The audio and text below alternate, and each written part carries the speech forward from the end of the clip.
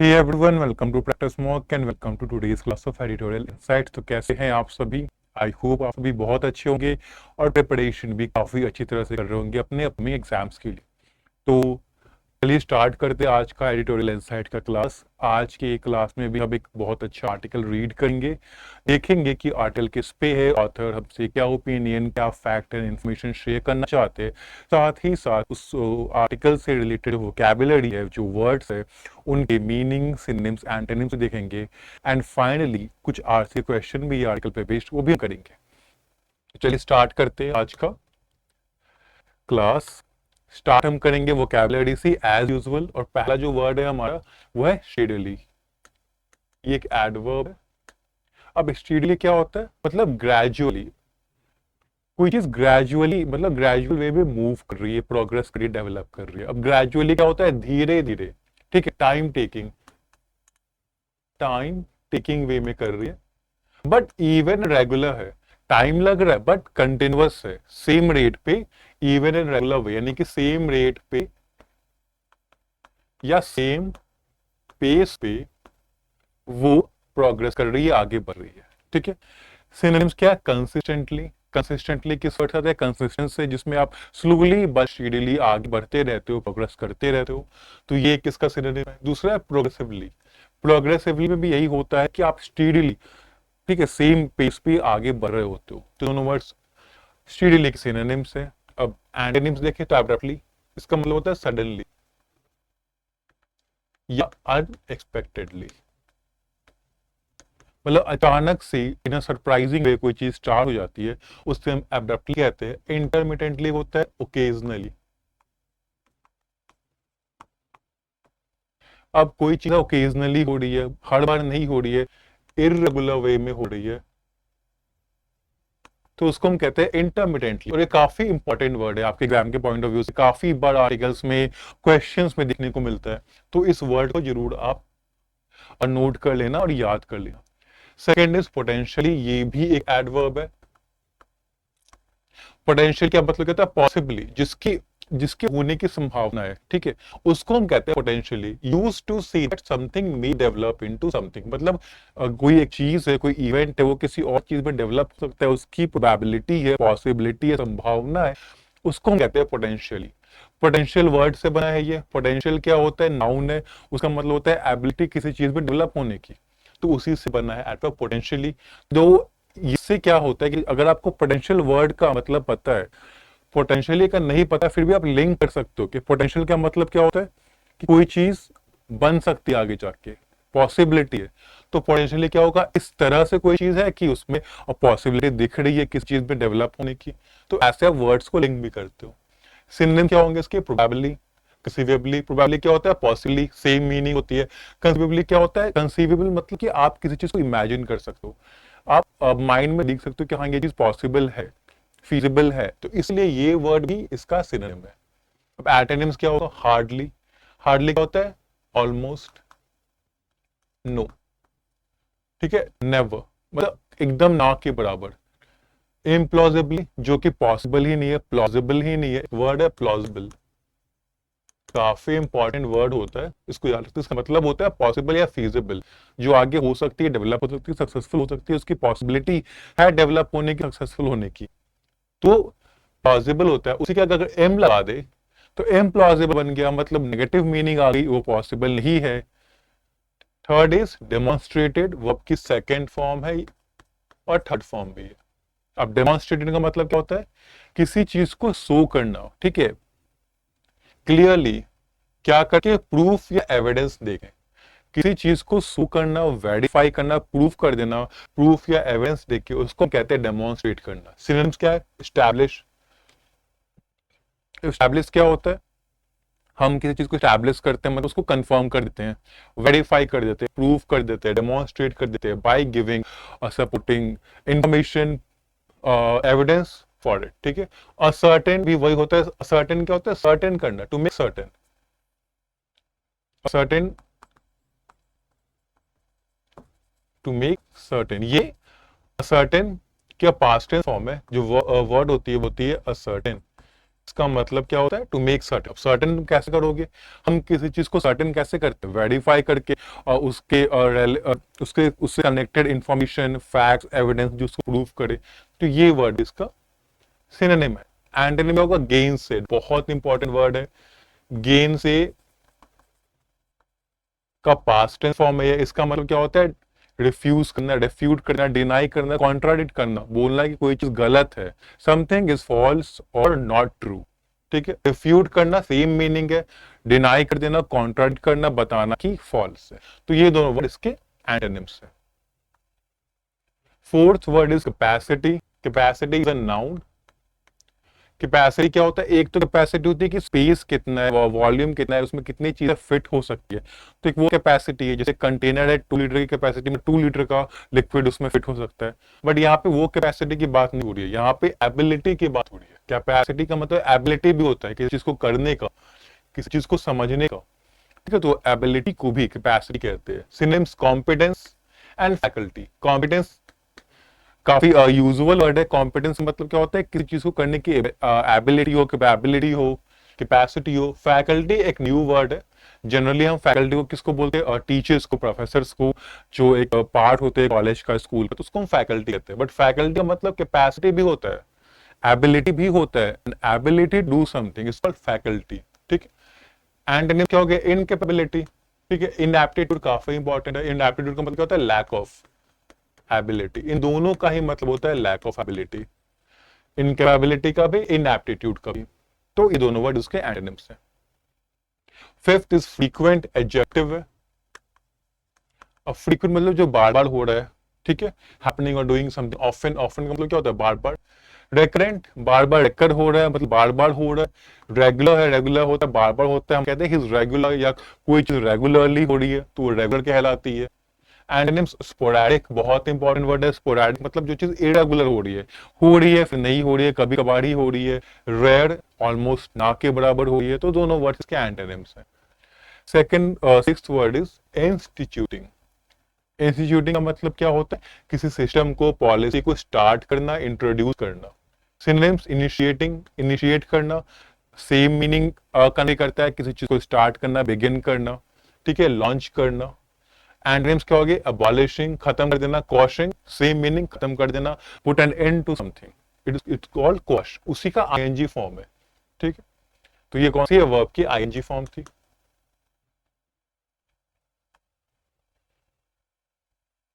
Seventh word is limit. Verb की, verb का ये फर्स्ट फॉर्म है, बेस फॉर्म जिसको भी कहते हैं हम, जो हम इस वाले के साथ लगाते हैं, 2+E1 के साथ। ठीक है, और कहाँ यूज करते हैं बेस फॉर्म का? हम यूज करते हैं प्लूरल सब्जेक्ट्स के साथ, प्लूरल नाउन के साथ, प्रोनाउन के साथ। ठीक है, तो लिमिट करना, किसी चीज को किसी पर्टिकुलर अमाउंट या लेवल के ऊपर ना जाने देना। जैसे एक लेवल है, ये चीज यहाँ पे पहुंच गई है, आपने यहाँ पे लिमिट कर दिया इसको, तो अब ये इधर नहीं जा पाएगी ऊपर इसके, और ये सेट लिमिट है इसकी। तो वही होता है लिमिट करना, चेक करना। काफी इंपॉर्टेंट वर्ड है चेक। ठीक है, काफी एस्पिरेंट्स को चेक का, एक तो चेक का मीनिंग पता होता है कि इवैल्यूएट करना, असेस करना कि अप टू डिजायर्ड लेवल या डिजायर्ड जो क्वालिटी है उसमें है कि। बट एक चेक का ये भी मतलब होता है कि लिमिट करना।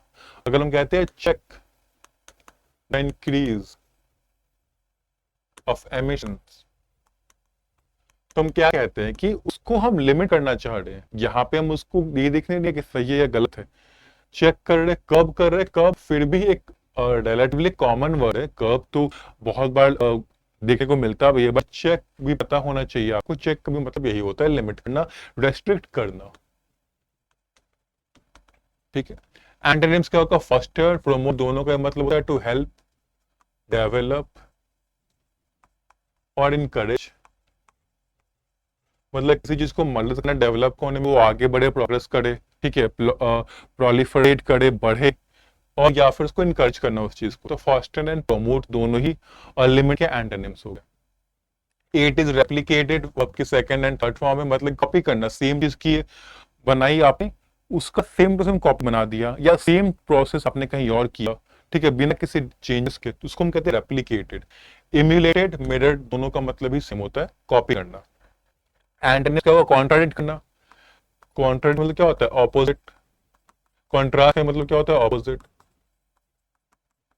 तो रेप्लिकेटेड में क्या होता है, सेम चीज होती है। रेप्लिकेटेड एमुलेटेड में क्या होता है, सेम होता है, आइडेंटिकल।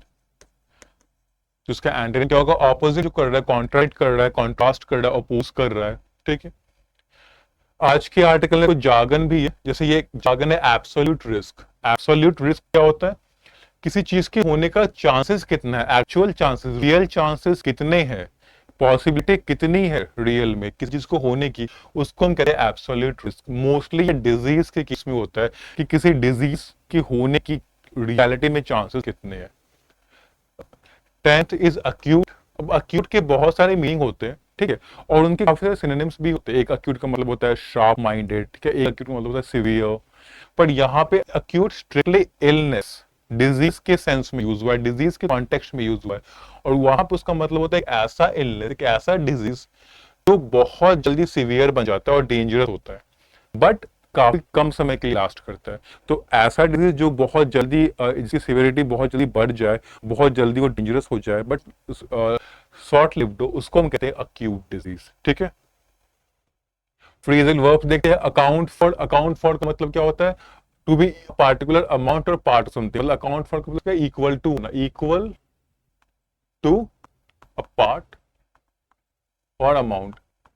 मोस्टली ये अकाउंट फॉर के बाद अगर ये वाली मीनिंग आ रही है तो उसके बाद एक परसेंटेज या एक फ्रैक्शन दिया होता है कि वो इस इक्वल परसेंटेज पार्ट है या अमाउंट का इक्वल होता है। रैंप अप करना, बढ़ा देना, इंक्रीज करना। ठीक है, स्पीड को, पावर को, कॉस्ट को, और किसी चीज की एबिलिटी को, एफिशिएंसी को बढ़ाना, उसको कहते हैं रैंप अप करना।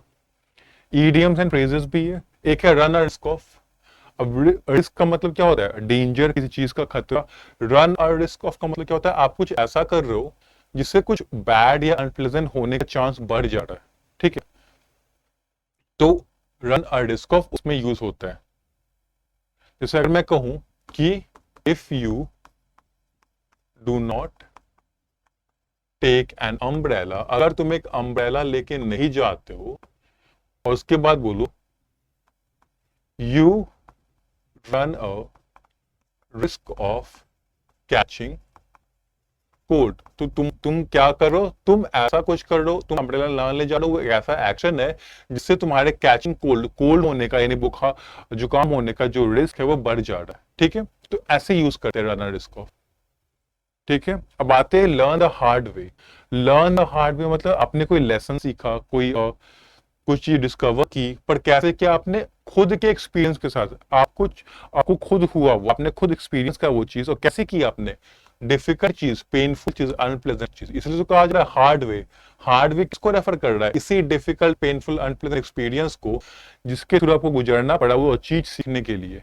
ठीक है, तो हम कहते हैं लर्न द हार्ड वे। ये थी वोकैबुलरी। ठीक है, अब हम आर्टिकल पे आते हैं। आज का आर्टिकल देखिए किस पे है, मोर एंड बेटर टेस्टिंग, ज्यादा टेस्टिंग और अच्छा, better, improve testing on viral disease outbreaks and state responses. जो वायरल डिजीज आउटब्रेक्स होते हैं, मतलब ऐसे डिजीज जिनको वायरस के थ्रू, वायरस के थ्रू जो होते हैं डिजीजेस, और स्टेट का क्या रिस्पॉन्स होना चाहिए। स्टेट्स मस्ट डेवलप, स्टेट्स को डेवलप करना चाहिए capacity, ability to conduct testing, testing conduct करे, टेस्टिंग वो ऑर्गेनाइज करे, एंड सीक्वेंसिंग ऑफ वायरस, और सीक्वेंसिंग, वायरस की सीक्वेंसिंग भी करे। तो इस पे ये आर्टिकल है। अब देखते हैं,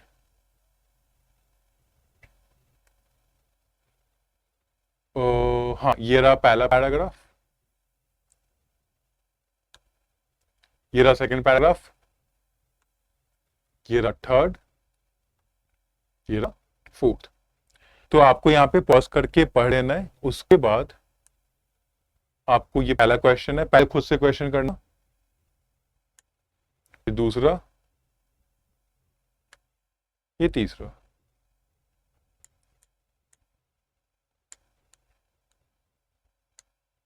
चलो देखते हैं। Since the Zika outbreak began on June 20, since the Zika outbreak began on June 20, since the Zika outbreak began on June 20, मतलब जब से Zika outbreak जून 20 से जब स्टार्ट हुआ है, when the first case was reported from Pune, और जून 20 को भी क्या हुआ था, जो पहला केस था वो रिपोर्ट हुआ था पुणे से, confirm cases have been slowly but steadily rising. ठीक है, तो जून 20 में जब से जी का आउटब्रेक स्टार्ट हुआ है, जी का जो डिजीज है, ठीक है, वो फैलना स्टार्ट हुआ है, और इसी जून 20 को जब पहला केस रिपोर्ट हुआ था पुणे से, confirmed cases have been slowly but steadily rising. तो उस दिन से ही, उस डेट से ही जो कंफर्म केसेस है, मतलब ऐसे लोगों जो जीका वायरस से अफेक्टेड है, ठीक है, उनकी नंबर स्लोली, धीरे धीरे बट स्टेडीली, मतलब रुक नहीं रही है, बढ़ती ही जा रही है। ठीक है, as of August first week, अगर अगस्त के फर्स्ट वीक की बात करें, Maharashtra has reported 88 confirm cases. Maharashtra में 88 कंफर्म केसेस हैं जीका आउटब्रेक के।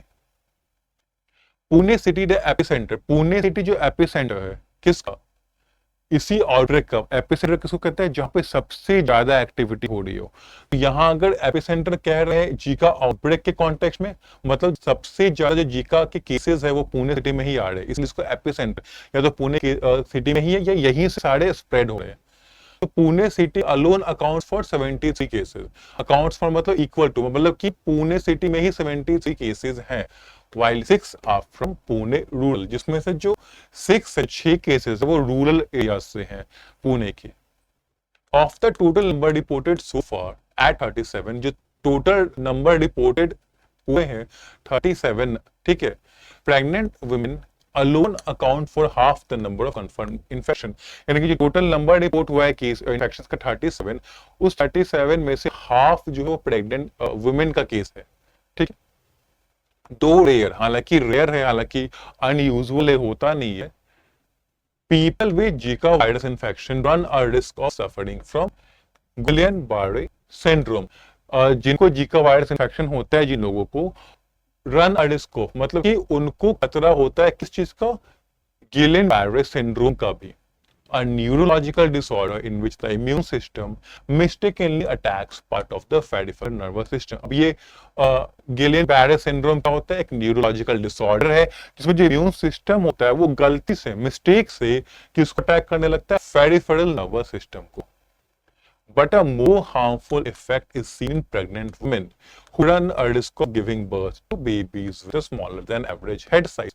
लेकिन ज्यादा रिस्क कहां पे है, ज्यादा हार्मफुल इफेक्ट कहां पे है, प्रेग्नेंट वुमेन में है, जिनको खतरा है, रन रिस्क ऑफ मतलब कि रिस्क है उनको क्या, कि ऐसे बेबीज को बर्थ देने का जिनका जो हेड का साइज है वो एवरेज साइज से छोटा होता है, कॉल्ड माइक्रोसेफेली। और इस कंडीशन क्या कहते हैं, जिसमें हेड का साइज जो होता है छोटा होता है, इसको कहते हैं microcephaly. And other neurological impairment, मतलब सिर्फ यही नहीं होता है, माइक्रोसेफेली ही नहीं होता है, साथ ही साथ बाकी के न्यूरोलॉजिकल इंपेयरमेंट्स भी होते हैं। ठीक है, तो ये था पहला आपका पैराग्राफ, जिसमें बताया ऑथर ने कि कब से जब से स्टार्ट हुआ है जीका आउटब्रेक। ठीक है, जून 20 से जब पहला केस आया था पुणे में, उसके बाद से केसेस बढ़ रहे हैं। फिर उन्होंने इंफॉर्मेशन दी कि महाराष्ट्र में इतने केसेस हैं, पुणे सिटी में इतने हैं, पुणे सिटी एपिसेंटर है। ठीक है, 6 तो पुणे रूरल से ही है। फिर जो टोटल नंबर जो रिपोर्ट हुए 37, प्रेग्नेंट वुमेन का कितना फ्रैक्शन है। ठीक है, उसके बाद जो लोग जिनको जीका वायरस इन्फेक्शन होता है उनको और क्या क्या हो सकता है। ठीक है, और उसके हार्मफुल इफेक्ट्स क्या क्या हैं। तो पहला जो पैराग्राफ है उसमें ये सब बताया है ऑथर ने। अब यहाँ पे ग्रामेटिकल कॉन्सेप्ट है जो हम सीखेंगे, वो ये है सिंस से लेके राइजिंग तक। और आपको पता है कि सिंस होता है जब, ठीक है, इसके बाद क्या होता है, पॉइंट ऑफ टाइम यूज करते हैं हम। एक होता है फॉर, इसके बाद पीरियड यूज कर, पीरियड ऑफ टाइम यूज करते हैं। ठीक है, जैसे कहते हैं ना पॉइंट ऑफ टाइम मतलब क्या, सिंस अगर हम कहें 1950, ठीक है, सिंस सितंबर। ठीक है, तो ये क्या है, पॉइंट ऑफ टाइम है, ड्यूरेशन नहीं है, पॉइंट ऑफ टाइम है। अगर फॉर यूज करते हैं तो फॉर क्या कहते हैं, फॉर द लास्ट 3 मंथ्स कहते हैं ना। तो यहाँ पे क्या है, 3 मंथ्स, 1 2 3, तीनों मंथ तक चलता हुआ एक ड्यूरेशन बना हुआ है। और क्या यूज करते हैं, फॉर, अगर कह सकते हैं फॉर 3 इयर्स। तो सेंस जो होते हैं वो पॉइंट ऑफ टाइम के लिए यूज होता है। 1900 क्या है, एक ईयर है, ये पीरियड ऑफ टाइम नहीं बता रहा है कि 1 साल 2 साल 3 साल, ऐसा एक पॉइंट है। 1900 एक पूरा पॉइंट है जहां पे कुछ स्टार्ट हुआ है। सिंस सितंबर, सितंबर वो पॉइंट जहां से कुछ स्टार्ट हुआ है। तो हमेशा सेंस के बाद ईयर का नेम होता है, 1900 ईयर का नेम है। सितंबर मंथ का नेम है, वैसे डेट भी हो सकता है सिंस अगस्त लाइक 2006 ऐसे हो सकता है। डे का नेम हो सकता है सिंस सितंबर, सॉरी ये तो मंथ है, सिंस मंडे, सिंस ट्यूसडे, ऐसे हो सकता है। बट जब भी फॉर का यूज होता है तो हमेशा आपको पीरियड दिया रहेगा, जैसे 3 मंथ्स, 2 डेज, 4 वीक्स ऐसे करके, एग्जैक्ट नेम नहीं दिया होगा। तो ये डिफरेंस है सिंस एंड फॉर का, ठीक है, जिसमें काफी कंफ्यूजन होती है, काफी क्वेश्चंस भी आते हैं। एक और चीज, सिंस यहां पे देख सकते हो कि सिंस के बाद हमने क्या पढ़ा, 1900, ठीक है, सितंबर, यानी पॉइंट ऑफ टाइम दिया होता है, डे का, मंथ का नेम दिया होता है। बट यहाँ पे ना तो डे का मंथ नेम है, ना मंथ का नेम है, ना किसी चीज का भी नेम नहीं है। क्या लिखा है, सिंस के बाद Zika outbreak began on June 20 with the first case for report. ये पूरा एक क्लॉज लिख दिया। अब ये क्या है, तो देखो सिंस के बाद हम पूरा क्लॉज भी लिख सकते हैं, प्रोवाइडेड कि वो क्लॉज पास्ट टेंस में हो। यानी सिंस के बाद जो क्लॉज आता है, सिंस प्लस क्लॉज हो या फ्रीज जो भी हो, वो हमेशा पास्ट टेंस में होता है। कौन सा पास्ट टेंस में, सिंपल पास्ट टेंस में। आप देख सकते हो सिंस द जी का आउटब्रेक बिगैन, ये बिगैन जो वर्ब है ये सेकंड फॉर्म की वर्ब है जो कि पास्ट टेंस में यूज होती है, ठीक है। तो सिंस के बाद जो भी टेंस होगा, ठीक है, वो पास्ट टेंस में होगा। और सिंस चूंकि प्रेजेंट परफेक्ट में यूज होता है, सिंस हो गया, फॉर हो गया, ये present perfect and present perfect continuous में यूज होते हैं। तो हम देख सकते हैं कि have been slowly but steadily रखते हैं, हैव बीन राइजिंग, ये क्या है, हैव बीन राइजिंग। तो ये प्रेजेंट परफेक्ट कॉन्टिन्यूअस है, तो ये पार्ट सही है, ये भी पार्ट सही है। तो ये कॉन्सेप्ट आप हमेशा याद रखना, ठीक है। चलिए आगे देखते हैं। As in a January 2023 paper in the Lancet Regional Health America, एक पेपर आया है जनवरी 2023 में, किसमें, Lancet Regional Health Americas में।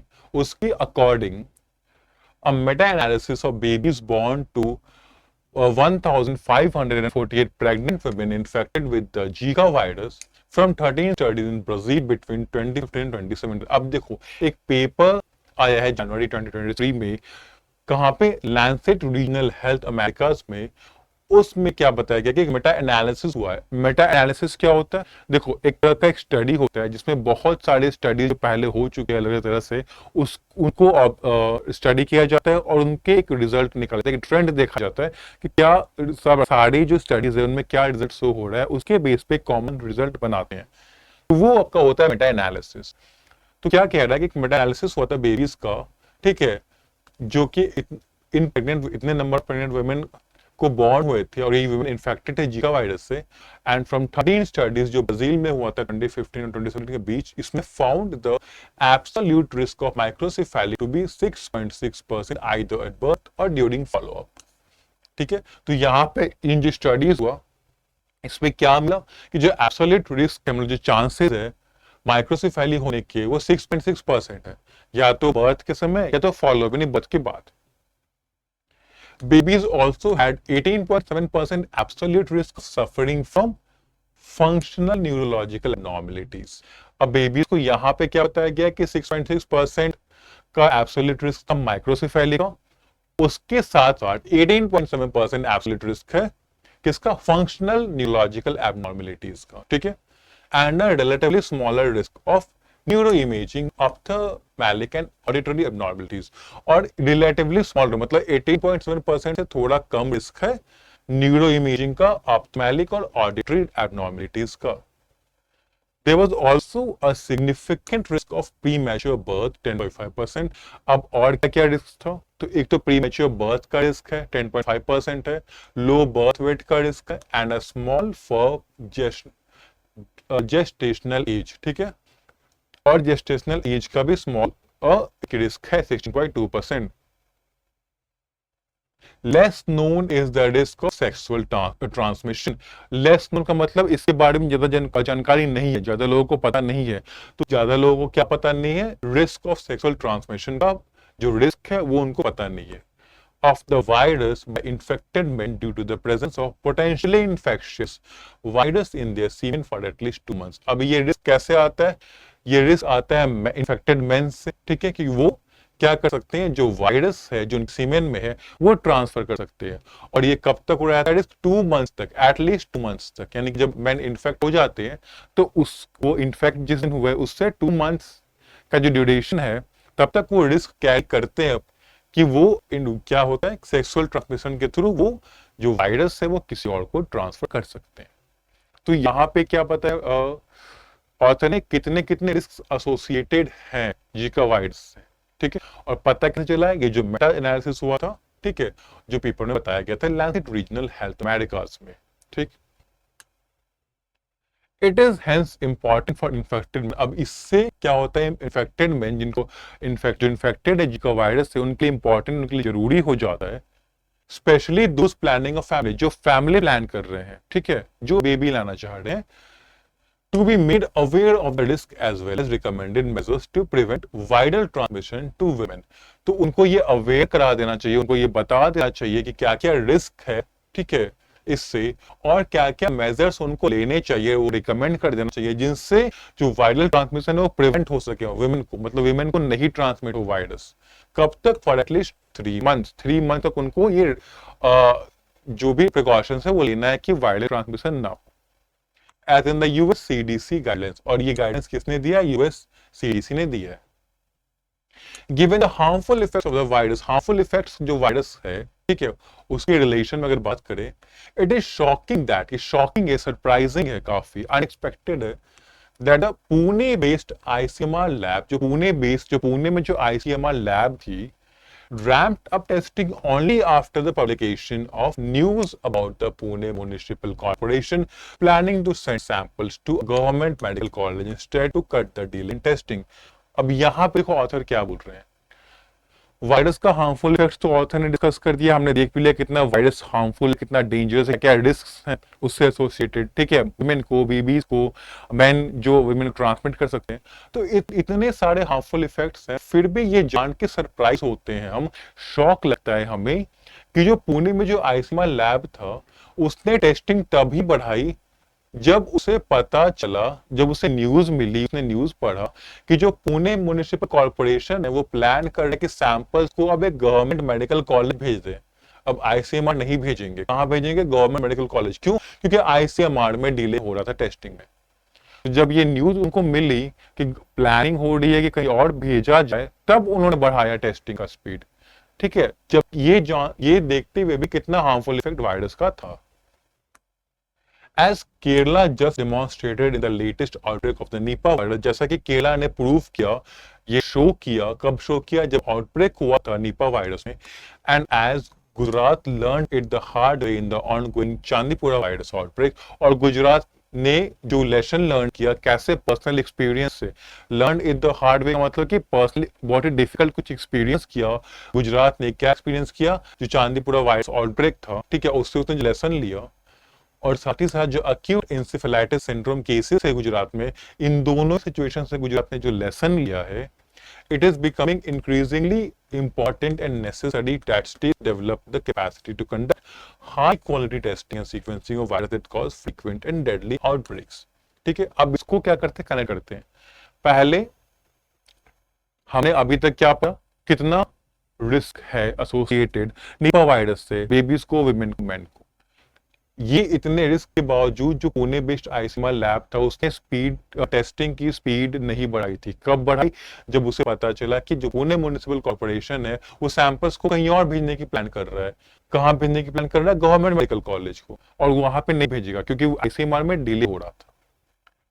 अब जब केरला ने डेमोन्स्ट्रेट कर दिया, अब जब हमने देखा केरला और गुजरात के केसेस में, हमने देखा कि क्या कितना जरूरी होता है, ठीक है, क्योंकि केरला में देखा, ठीक है, क्योंकि वहां भी टेस्टिंग क्या हुई, थोड़ा प्रॉब्लम हुआ होगा, ठीक है। Gujarat learn it the hard वे, ठीक है, गुजरात में भी थोड़ा प्रॉब्लम हुआ होगा टेस्टिंग का, जब चांदीपुर वायरस आउटब्रेक हुआ होगा और जब इंसेफेलाइटिस सिंड्रोम केसेस हुए होंगे।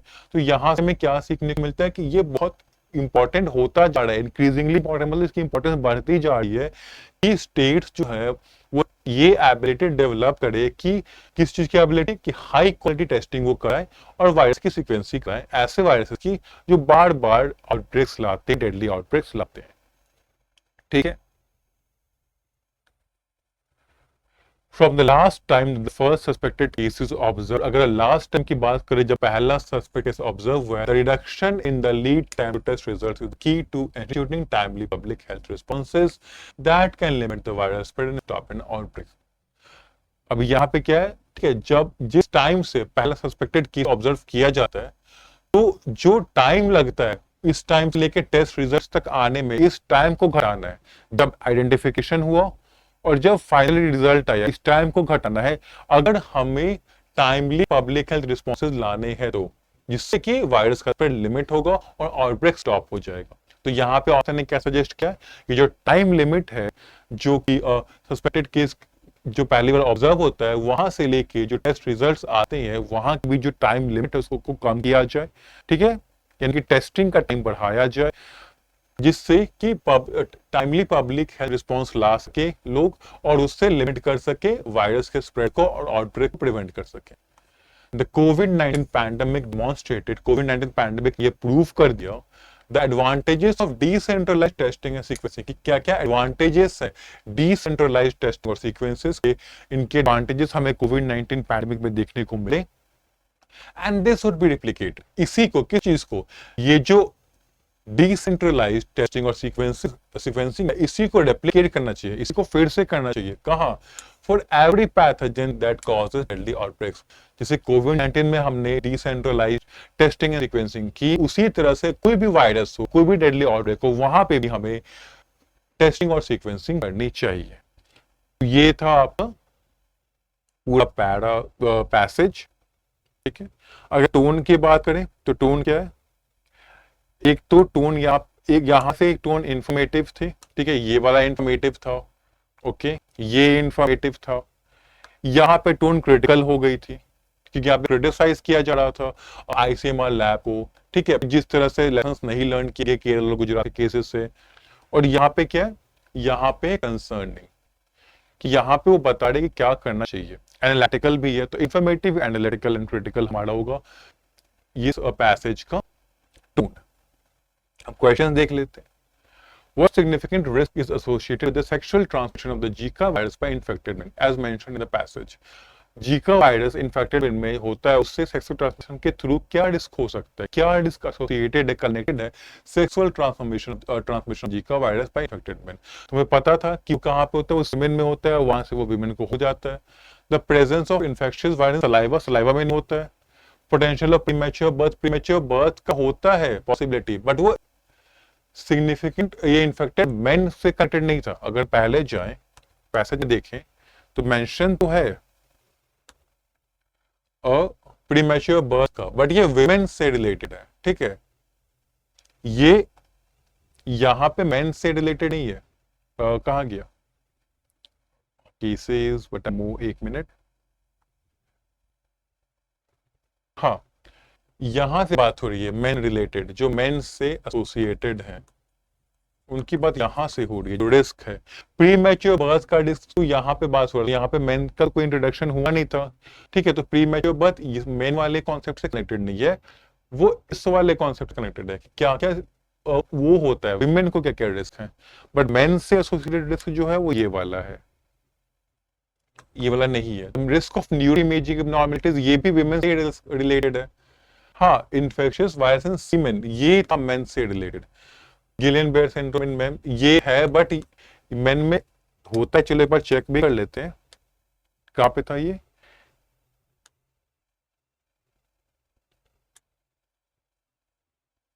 हाँ, थ्रू रेयर पीपल, यहाँ पे पीपल की बात हुई, people with Zika virus infection, यहाँ पे उसने स्पेसिफिकली बोला नहीं है कि मेन है या विमेन, पीपल है जिसमें दोनों आ सकते हैं, ठीक है, तो पीपल करते हैं रिस्क गिलियन बेयर सिंड्रोम का, तो ऐसे हम आंसर मेन में तो नहीं डाल देंगे, ठीक है, तो यहाँ पे क्या लिखा है, इन मेन लिखा है, तो ये गलत हो गया बच्चा, ये वाला कि जो सीमेन में होता है, ठीक है, ये जो दोनों थे ये रिस्क थे एसोसिएटेड जीका वायरस से, बट सेक्सुअल ट्रांसमिशन से एसोसिएटेड नहीं थे। सेक्सुअल ट्रांसमिशन से एसोसिएटेड क्या था, ये सीमेन वाला था बस, तो यही आंसर बनेगा। Which statement best reflects the author's criticism of the Pune-based ICMR lab? अब ऑथर ने क्या क्यों क्रिटिसाइज किया, किस तरह से क्रिटिसाइज किया है पुणे में जो ICMR लैब है, तो हमने पढ़ा कि कैसे उसने तभी रैंप अप किया, भी इंक्रीज किया जब उसे न्यूज मिली थी। It fail to conduct any test for Zika virus, वो फेल हो गया, नहीं वो फेल नहीं हुआ, वो टेस्ट कर रहा था बट स्लोली कर रहा था, उसने स्पीड तब बढ़ाई जब उसे न्यूज मिली, तो फेल का तो कहेंगे नहीं कि फेल ही हो गया वो। It delayed ramping up testing until prompted by external factors, ठीक है, ओके। ए डिलेड रैपिड, हाँ ये आंसर हो सकता है। ठीक है, एक्सटर्नल फैक्टर्स क्या थे, आउटसाइड फैक्टर्स क्या थे, वो जो उसको न्यूज मिला कि अब कहीं और शिफ्ट किया जा रहा है सैंपल्स को, तो जाके उसने रैप अप किया। ठीक है, और उससे पहले तो उसने रैप अप नहीं किया था, तो ये आंसर हम करेंगे consider. It miss diagnose several cases, ये तो बोला ही नहीं होता नहीं कि उसने मिस डायग्नोस कर दिया, उसने गलती कर दी डायग्नोसिस में, ये भी नहीं बोला क्या। It did not publish it's finding in timely manner, देखो टाइमली मैनर में मे बी वो टेस्टिंग नहीं कर रहा था, पब्लिश इट फाइंडिंग की टेस्टिंग हो गया, फिर उसका रिजल्ट भी आ गया, उस रिजल्ट को उसने पब्लिश नहीं किया, ये तो ऑथर ने नहीं कहा, उसने क्या कि टेस्टिंग ही नहीं की उसने से, तो रिजल्ट्स की बात ही नहीं हुई है। It did not collaborate with the Pune municipal corporation, collaborate उसने नहीं किया, नहीं ऐसा तो कुछ नहीं कहा गया कि वो उसने रिफ्यूज कर दिया कि मैं कोलैबोरेट नहीं करूंगा। ठीक है, तो आंसर क्या है मोस्ट प्रॉपर, ये कि उसने डिले कर दिया था टेस्टिंग के रैंप अप को, मतलब इंक्रीज स्पीड को। According to the passage, what the absolute risk percentage of microcephalian babies born to pregnant women infected with the Zika virus। ठीक है, जो माइक्रोसिफैली है उसका रिस्क क्या है। ठीक है, बहुत सारे डेटा दिए थे ऑथर ने। ठीक है, अब माइक्रोसेफेली का रिस्क कितना था, तो यहाँ पे 6.6% था माइक्रोसेफेली का, 18.7% किसका था, फंक्शनल न्यूरोलॉजिकल एब्नॉर्मलिटीज का 10.5% किसका था, प्रीमेच्योर बर्थ का 16.5% क्या था, स्मॉल फॉर जेस्टेशनल एज का। ठीक है, हमें किसका फाइंड करना है, हमें फाइंड करना है माइक्रोसेफेली का। तो माइक्रोसेफेली का रिस्क कितना है, माइक्रोसेफेली का रिस्क है 6.6%। ठीक है, तो हमें 6.6% देखना है 6.6% यहाँ पे, बाकी सारे ऑप्शंस गलत हो। तो ये था आपका पूरा पैसेज। ठीक है, ये आपका वोकैबुलरी। वोकैबुलरी आप स्पेशली ध्यान दें, जितने भी वर्ड्स हैं आप इनको नोट कर सकते हैं, बट अब नोट करने से बेटर क्या है कि आप इस जो एडिटोरियल इंसाइट है इन सेशंस को आप बार बार देखो, हर बार देखो, जितनी बार आ रहे हैं प्रॉम्प्ट रेगुलरली देखो। इससे क्या होगा कि जो इंपॉर्टेंट वर्ड्स है वो बार बार आते रहेंगे एडिटोरियल में। ठीक है, बार बार आते रहेंगे तो इससे दो चीजें होंगी, तो आइडिया हो जाएगा कि कौन कौन सी वर्ड्स इंपॉर्टेंट है क्योंकि वो बार बार आ रहे हैं। सेकेंडली वो आपको ऑटोमेटिक याद हो जाएंगे, अगर आप किस चीज को बार बार देखते हो तो आपको याद हो जाता है वो चीज क्या है। ठीक है, उसी तरह से अगर आप किसी एक वर्ड को बार बार देखोगे, कि यहाँ पे हम बहुत सारे वर्ड्स ऐसे हैं जिनको हम आगे भी बहुत बार आर्टिकल्स में आएंगे और डिस्कस भी करेंगे, उनसे रिलेटेड सिनोनिम एंटोनिम्स भी देखेंगे। ठीक है, जैसे अगर मैं कहूं तो जो फ्रीक्वेंट है, रिकरेंट है, रेगुलर, स्पोरैडिक है, पहले भी हमने डिस्कस किया है। ठीक है, तो वहां पे आपने उसकी मीनिंग समझी होगी। आज जो आपने देखा होगा तो स्पोरैडिक का मीनिंग आपको फिर से पता चलेगा। तो बार बार आपके माइंड में फीड किया होते जा रहा है कि मीनिंग क्या है, वो फिक्स हो जाएगा। ठीक है, आपको रोट लर्निंग करने की जरूरत नहीं पड़ेगी। ये नहीं कि आप लिस्ट बना ली 1000 वर्ड्स की, 500 वर्ड्स की और उसको रट रहे हैं। ठीक है, कि वो इफेक्टिव वे नहीं है। इफेक्टिव वे यही है कि आप खुद को एक्सपोज करो बहुत सारे वर्ड्स से, जितने वर्ड्स हो सके, और वो तभी होगा जो आप एडिटोरियल देखोगे। ठीक है, इडियम से, फ्रेजल वर्ब्स हैं। ठीक है, क्यों आप कितना रटोगे, आप खुद देखो क्या प्रैक्टिकल है 500 वर्ड्स रट के जाना, फिर 500 वर्ड्स की एंटोनिम्स सिनोनिम्स रट के जाना, प्लस आपको इडियम्स भी है, फ्रेजल वर्ब्स भी है। ठीक है, तो आप अपने माइंड को ऑटोमेटिक करने दो, ये काम सबकॉन्शियस वे में करने दो कि आप बार बार वो चीज, ये आपको एक्सपोज किया जा रहा है तो आपको वो चीज याद हो जाएगी, और इसीलिए इंपॉर्टेंट हो जाता है आपका कि आप एडिटोरियल क्लास को रेगुलरली करो। अच्छा, 1 मिनट, यहाँ पे एक कॉन्सेप्ट है। ठीक है, if you do not take an umbrella you run a risk of catching cold. ठीक है, इसमें एक एरर है। ठीक है, अब मुझे देखो। ठीक है, ये एरर आपको फाइंड करना है, ये ग्रामेटिकल एरर है, काफी इंपॉर्टेंट है। तो ये एरर आपका होमवर्क यही रहेगा कि if you do not take an umbrella you run a risk of catching cold. इसका एरर क्या है ये आपको मुझे कमेंट सेक्शन में बताना है, और बाकी आप एडिटोरियल सेक्शन को देखा करो हर दिन। ठीक है, काफी इससे आपको specially reading and comprehension vocabulary में, जो कि एक मेजर पार्ट कवर करता है आपके इंग्लिश सेक्शन का, और अगर आपने मास्टर कर लिया, रीडिंग मास्टर कर लिया, कॉम्प्रिहेंशन मास्टर कर लिया, वोकैब अगर आपकी अच्छी हो गई, तो आप बहुत अच्छी तरह से, बहुत इफेक्टिव वे में अच्छा स्कोर कर पाओगे इंग्लिश में। ठीक है, तो अब मैं मिलूंगा आपसे नेक्स्ट सेशन में। तब तक के लिए आप अच्छे से प्रैक्टिस करते रहो, अपनी रीडिंग पे ध्यान दो, कॉम्प्रिहेंशन पे ध्यान दो। ठीक है, आरसीए क्वेश्चंस आप प्रैक्टिस करो, पैराजमेटिक क्वेश्चंस प्रैक्टिस करो, क्लोज टेस्ट प्रैक्टिस करो, देखो कितना इंप्रूव हुआ है। कोई भी डाउट है आप मुझसे कमेंट बॉक्स में शेयर कर सकते हो इन सेशन से रिलेटेड। कोई अगर आपका स्पेसिफिक डाउट है इंग्लिश सेक्शन को लेके वो भी ठीक है। अगर डाउट आपका कोई भी अगर ऐसा कोई डाउट है जो मैं कमेंट सेक्शन में क्लियर कर दूं तो वहीं पे रिप्लाई कर दूंगा, नहीं तो नेक्स्ट सेशन में तो कर ही दूंगा। तब मैं मिलूंगा फिर नेक्स्ट सेशन में, तब तक के लिए thank you and have a nice day.